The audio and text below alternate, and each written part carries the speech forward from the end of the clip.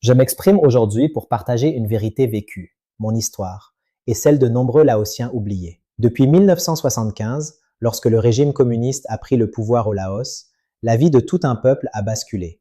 Le pays s'est fermé, les libertés ont disparu, les terres, les biens, même les animaux domestiques sont devenus propriété collective. Rien ne pouvait être utilisé sans autorisation de l'État. Les anciens fonctionnaires du royaume du Laos ont été arrêtés, démis de leurs fonctions et envoyés dans des camps de rééducation. Beaucoup n'en sont jamais revenus. La population vivait dans la peur, le silence et le manque.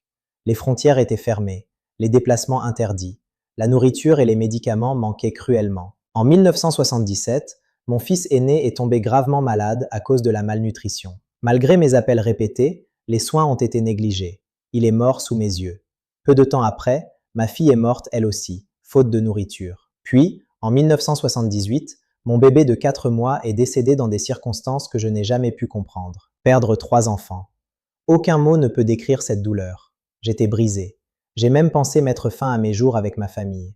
Mais nous avons été arrêtés à temps. Un jour, une permission de 3 semaines m'a été accordée. C'était notre seule chance. Dans l'obscurité de la nuit, nous avons fui.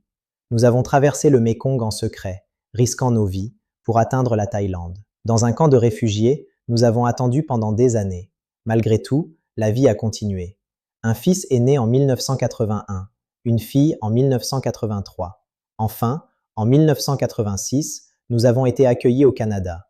C'était le début d'une nouvelle vie. Mais le passé ne s'efface jamais. Aujourd'hui, je parle pour ceux qui ne peuvent plus parler, pour ceux qui sont morts en silence, pour que le monde n'oublie pas.